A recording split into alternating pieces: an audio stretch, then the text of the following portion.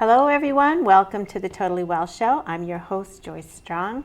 The Totally Well Show is a place where we get curious, ask questions, and explore everything to do with health, wellness, fitness, and all the things it takes to help you live the highest quality, most fulfilling life.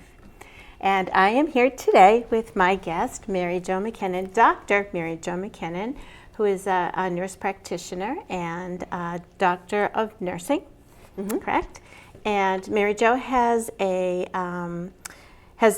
lot of expertise in cannabis and CBD in her work career, and has started a company called nanabis.org. So N-A-N-A, like Nana, BIS.org. So you can find out more about her company.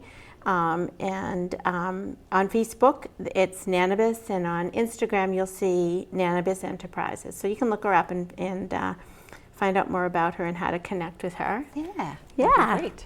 So I wanted to take a little time today to have our guests get to know you the way I have. I've known Mary Jo for a long time, and we've worked together. I think it's been like 10 years now. Yeah. Yeah. Crazy. And you were one of the people that brought me in. Actually, I saw you as a patient. I was a patient of yours, and you were the first people who introduced me to functional medicine. And so I remember when we first met, because we were work colleagues, but also I was your patient, and you had told me about your journey. So I was curious to hear and share that, like how you got to be an expert in this, because we kind of came from a different space. So you want me to start from where I left off with functional medicine going forward, or you want me to bring it all the way up? Well, starting off where you got introduced to functional medicine, how that changed your life, and then from there. Yeah. Okay. Yeah. So I had been working in a school-based health center when the funding looked like it was about to get cut. And this was back in like 2009. And I had found the position at the functional medicine practice that we worked at Wellesley, and it was this ideal job. It was the perfect job, and I was very excited to begin there. And so functional medicine, I don't know if you've discussed it with your... you can define it. Okay, so functional medicine is it's basically rooted in Western medicine, but we think outside of the box. So we're looking to figure out what's causing the symptom rather than just treating the symptom. We don't want to just throw medication at it. We want to figure out, can it be changed through diet and exercise? Is it a yeast overgrowth? Is it adrenal fatigue? Is it a subtle food allergy? Anything along those lines. So it's some detective work. It's just thinking outside the box and then figuring out what's going to work for that individual. And that, again, that comes, well, we'll come all the way back, but CBD factors into that too, and cannabis medicine. So when I was leaving the functional medicine position, I was actually offered a position in Rhode Island, which I had just moved to at that point, and they were opening up a medical marijuana certification practice.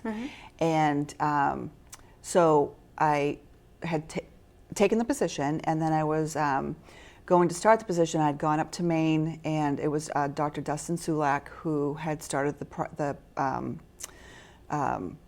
practice itself. And so I'd gone up to Maine and trained with him. And I have to say, I still was in my functional medicine mode when I went up there. And even in my thought process, I thought, well, I'm going to do functional medicine, and I'm going to incorporate whatever he teaches me into my functional medicine role. And I sort of still also at that point had my own biases about what the patients were going to look like coming through the door. You know, I mean, we were all raised to think that anything that was cannabis related was a gateway to drug use, that there was no medicinal value to it, that it was all about, smoking and getting high and hanging out in your mom's basement or something, So I had my preconceived notions of who I thought was going to walk through the door, but at the same time, as a practitioner, I was thinking, well, I can help them with everything else that I know. But I was very surprised at who did come through that door. And it was interesting to me because they would walk in and their shoulders would kind of be hunched down, and I think they were as suspicious of us as maybe I was of them. Oh, that's interesting. Really? Yeah. Yeah. And so they would walk in and they would have already been using marijuana for pain or whatever the condition was. And I think that they expected some sort of judgment or some sort of lecture, or they just were as apprehensive as I guess I could say I was at the time. And then, what I found out, what they found out, is that there is a lot of science that has come up since the 1990s. They were people who, they were selectmen, they were moms, they were grandmothers, they were people who worked on a farm. I mean, it just ran a gamut of who came through the door and what their conditions were. Some of them were chronic back pain, one was psoriasis. It really just ran the gamut of everything that you would and wouldn't expect. So that's where my journey began. Ultimately, I didn't end up staying with that position because when medical marijuana got legalized in Massachusetts, they decided to open up in Brookline and asked me if I would do that position, but I had already moved into Rhode Island. So that was like an hour and a half drive. And I thought, no, I just did Wellesley for years and I wasn't going to do that again. So, so I declined the position, and then I went on to another position as a nurse practitioner and a director at Rhode Island School of Design. But then I left that position after 5 years and I ended up back into the medical marijuana world. And so that's when CBD came on my radar. The patients that I saw, again, ran the gamut. They had degenerative disc disease, they had chronic migraine headaches, they had PTSD, they had Crohn's disease, ulcerative colitis, fibromyalgia, MS, everything you can think of, they had come to get their cards for. They were looking twofold. They were looking, obviously, to get their medical marijuana card so that they could go to the dispensaries or they could legally have plants that they could grow, or have a caregiver either grow for them or also go to the dispensary for them. But what I had a lot of people say to me was that they were very frustrated because they had no interest in THC. CBD is the cousin to THC. It's non-psychoactive, where THC is psychoactive. There's value in both. They also work really good together. But CBD is an excellent antioxidant and an excellent anti-inflammatory. So when you're talking about all of those conditions, it makes sense as an anti-inflammatory why all of those have so much benefit. So just to slow it down a little bit, because you're so used to this talk that you get technical fast. Sorry. That's okay. So the I've been warned about THC that. is the part that gets you high. Right. So if somebody's smoking pot, there's THC in it, and they're going to feel under the influence of pot. Whereas CBD, if it doesn't have THC as part of its ingredient, does not get you high. Right. Okay. There's no psychoactive effect at all. Okay, so by psychoactive, that's what you mean. Right. So you're not going to get stoned or anything like that. Okay. Right. And for us ex-hippies, forget I graduated in 1971 from high school. So then when you started to talk about inflammation and antioxidant, can you tell me why that's important for all these chronic diseases that you just named? Yeah. So most of the issues that people are dealing with, it is because of some sort of inflammatory response, some sort of autoimmune response. And it's basically the body, rejecting something somehow, some way.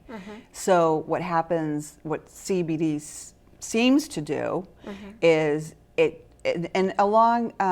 well, I don't want to go too far into that yet. So CBD, what it seems to do is, as a cannabinoid, it works with other cannabinoids that are in these products to bind to receptors that help with inflammation and pain. Okay. Yeah. So those are the main reasons why you would use it, for inflammation and pain? Yeah, you could also use it. It's an excellent antioxidant. So free radicals in your body, it can really help. Which free radicals, they go around and they can be like cancer causing, or they cause aging, or they cause, they basically sort of wear on the body. They cause stress and strain on the body. Okay. So So they can neutralize that? yeah. Yeah. Okay. Yeah.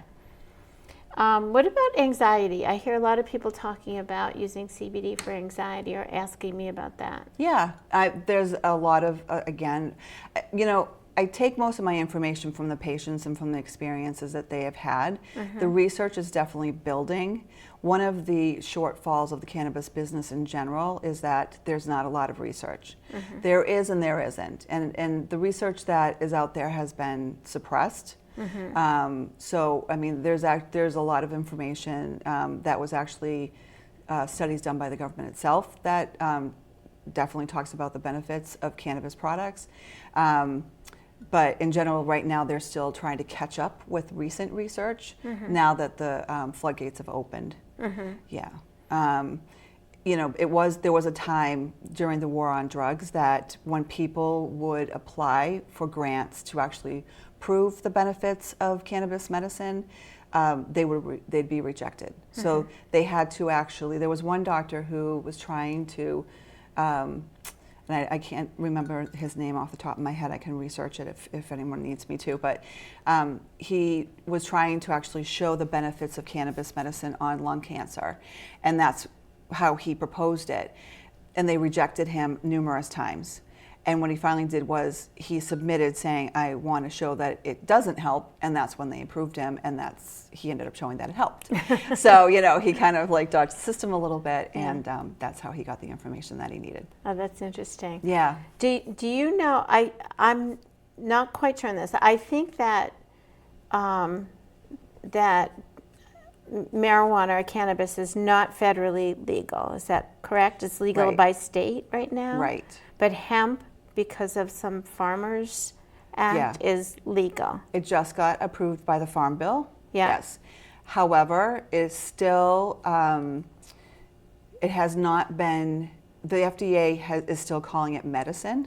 Okay. So, and marijuana itself has not been taken off of the schedule for drug classification according to the DEA. What about hemp? Hemp is completely under the Farm Bill. So that is legal federally? Yes. Right. So just when people are looking for products, can they assume if it says hemp or CBD that it's the same thing, or? Not necessarily, no. So can you talk about the difference there? Yeah. So cannabis itself is the umbrella term. And then you have hemp, and then you have different strains of marijuana. You have sativa, indica, and hybrids. So all of those have what are called phytocannabinoids, or cannabinoids, depending on your terminology. And there's hundreds of them. And there's more being discovered all the time. So those are the chemical compounds that make up cannabis in general. So CBD is not necessarily just a hemp product, it's a cannabis byproduct. The difference between the hemp and the sativa, the hybrids, and the indica is that there's more THC usually in there.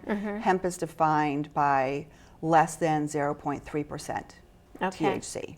Okay. So one of the things that our company tries to do is educate people on the different types of CBD. So, and we're dealing just with hemp products, okay? With that in mind, there's a full spectrum, there's broad spectrum, and then there's CBD isolates. Okay. So if you have a full spectrum product, it's going to have other phytocannabinoids in it, and also the less than 0.3% THC. So what can be concerning to some people is if they do get drug tested at work, there's a very, very, very, very slim chance they could test positive. So if they don't want that to happen, then you want to go to the broad spectrum. That also has all different endocannabinoids or cannabinoids, and but no THC. That's been completely extracted out. Okay. And then you have the CBD isolate, which it's all been refined to just have CBD. So what's missing then, is that the terpenes or the? The terpenes are missing in the CBD isolate. Right. So yeah, so full spectrum and broad spectrum, they still have terpenes in them. Okay. Yeah. And then when you're talking about the cannabinoids, I think I read that they're in other kinds of plants too, like spices and other. Oh, you know what? Actually, I was not aware of that. Yeah, I thought Yeah. I read that somewhere that there are this kind of a general term because these are plants we're talking about. Okay. But something for us Yeah. to look into more Yeah, into. Yeah. absolutely. Where else? And what makes the hemp different? You know? Yeah, I mean, it Yeah. makes sense. I Yeah. mean, if there's different plants and there's different strains and, they're all in that family or they're in different genus of the family, that would make total sense. Sure. So when somebody comes in and asks about, a friend or somebody asks about making a recommendation, well, before we say that, there was one more thing I wanted to ask you about, which had to do with what I've seen on labels that are like, I look at as marketing stuff, like non-GMO, organic, and then there's a COA, a certificate of analysis. Some people, like one company I know, uses a QR code that lets you look exactly where it's come from and you see everything. Like they're very third-party tested, and others are, it's just, I have to wonder how much they spent on the product and how much they spent on the marketing. Yeah, So, that's interesting. yeah. So I'm just wondering, like, how you can filter through that, because sometimes the prettiest bottles are the crappiest stuff. Right. I would say, I mean, what you just described are all very important. Yeah. It needs to be non-GMO, Yeah. needs to be organic, and they do need to be able to provide third-party testing. And that really is like the biggest thing. Because it could have heavy metals or... Yeah, well, I mean, it also could not have CBD. Yeah. I mean, what is the value of that at all? There's Yeah. nothing. I mean, there's maybe a trace amount of CBD, and that's not helpful. And no one's checking it. Yeah. I had someone, and I don't remember the brand, but I had someone bring something to me, and at the top it said CBD oil, but then it had literally, I mean, easily 20 different essential oils in this cream. And I thought, did you just put one drop of each in? The package was like 2 ounces maybe. Yeah, how so you I thought, would do it. that's not even beneficial no matter how you look at that. Yeah. So yeah, you definitely have to read your labels. Yeah. The company, you need to be able to call that company and say, can you show me your certificate of third-party testing? And if they can't provide that, don't deal with them at all. Yeah, that's a really good suggestion. Yeah, because it's concerning. Now that the CBD market has just exploded, we're really trying to educate. That's very concerning to me that people are going to 7-Eleven and just picking things up and, I see it at gas stations. I see it everywhere, signs everywhere now. Yeah, and so what is it? And is then it there's synthetic, all the... or is it a whole plant product? Has it been infused or has it been sprayed on? It's nerve-wracking to me. Yeah, so when it says organic, it means it doesn't have pesticides. Is that what that means? Yeah, it should. Yeah. If they're being legit, no pesticides. And they can't say organic. Well, I guess, can they say organic if it's, because I know there can be an organic product without it being officially or certified organic. It should be certified organic. Yeah. Yeah. Because you have not natural. Shouldn't Yeah. say anything like natural on Yeah. it because natural is just a bunch of baloney too. Yeah. Yeah, because it's all natural, but it could still be not organic. Yeah. Right. Yeah. Yeah.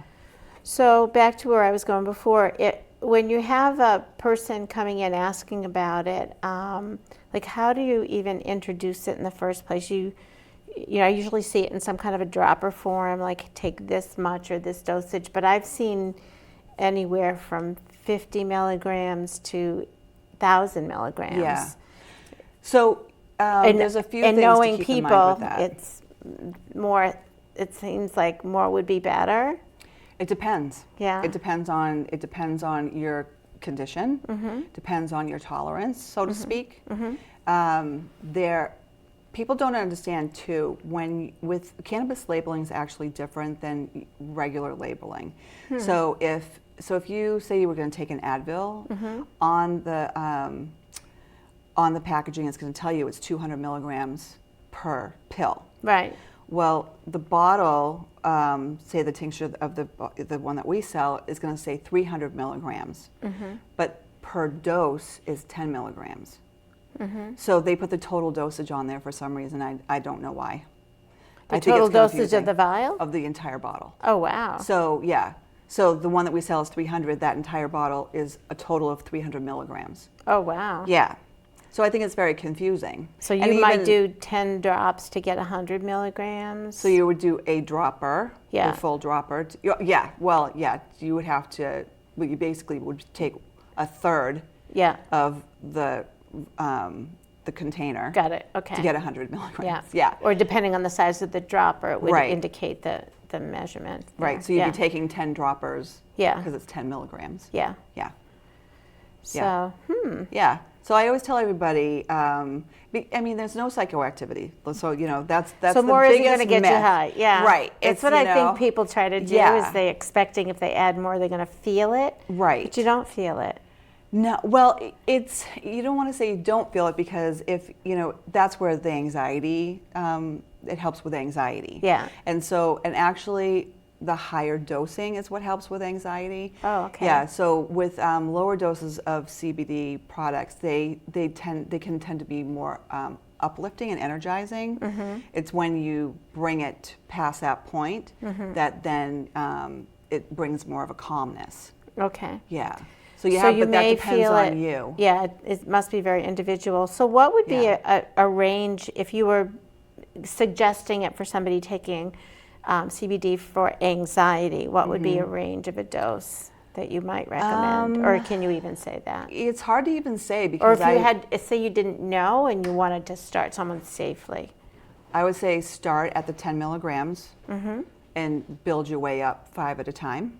So it's still very low. It's still very low. And again, Yeah. it depends on what your experience is. Some people who, you know, have done a lot in the cannabis medical, you know, like people who utilize THC, they're probably going to utilize higher doses.